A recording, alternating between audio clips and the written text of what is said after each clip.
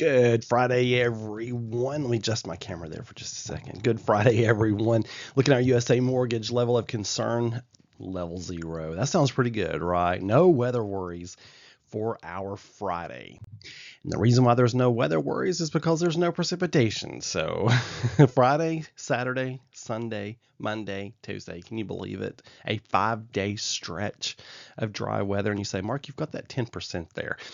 When you get hot and humid this time of the year on the Cumberland Plateau, really any day where you're hot and humid, you've always got a chance of an isolated shower or storm. One storm, one shower going to develop on the plateau. On Sunday and Tuesday, that risk looks at about 10%. All the other days, it's less than 10%. So if it's a less than 10% chance, I don't put it on the 5-day. But if I had to bet on a shower or a thunderstorm on the entire Cumberland Plateau, the best bet for that would be on Sunday or Tuesday. Most of us, if not all of us, are going to stay dry for the next 5 days. So highs in the mid 80s today. This is the coolest of the 5 days. Upper 80s for Saturday, and then we get into the low 90s for Sunday, Monday, and Tuesday. And whenever we get on the low 90s on the Cumberland Plateau, you can bet a pretty penny it's a whole lot hotter off the plateau. So if you have to venture off the mountain over the next 5 days, be prepared for some much, much hotter temperatures and much, much higher heat indices as well.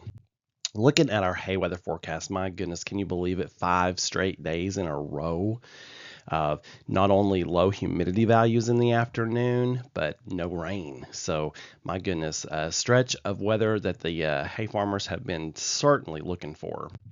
Premier generators bringing us our threat outlook, and not much to talk about. No severe weather expected over the next 5 days. Now, if you do happen to get under one of those isolated storms in the afternoon, that one storm that develops on the entire Cumberland Plateau, it could pack a punch. So you all know how that summer storm drill goes. Frequent lightning, heavy downpours of rain, very gusty winds. It would probably break some tree limbs and whatnot. So if you do get a storm, it's usually a pretty rowdy ride, but most of us, if not all of us, will not see anything. The outlook, the extended outlook, not looking for any severe weather, but looking for heat. And in fact, the end of next week is looking like it could be some of the hottest weather we've seen in some time. So we're just flipping a switch from cool, rainy, wet to hot and dry. So, but it's going to be humid, it looks like. That's why our heat indices are going to be so high from now through next week, is that it's going to be a southerly flow off the Gulf, and so it's going to make it really humid. That's why we have that 10% or less chance for an afternoon storm when you get so humid. On this day in weather history, brought to us by Bramble Travel, 1682, went back a little bit on this one, a major tornado ripped through southwestern Connecticut, passing through Stratford, Milford, and New Haven, and then into Long Island Sound. Yeah, that's pretty bizarre. 1928, a farmer near Greensburg, Kansas, looked up into the heart of a tornado. He described its walls as rotating clouds lit with constant flashes of lightning and a strong gassy odor with a screaming, hissing sound.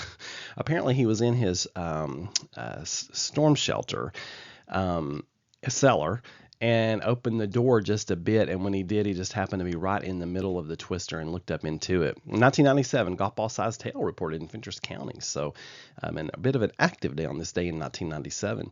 You folks have a wonderful Friday. Keep looking up. For more weather information, meteorologistmark.com.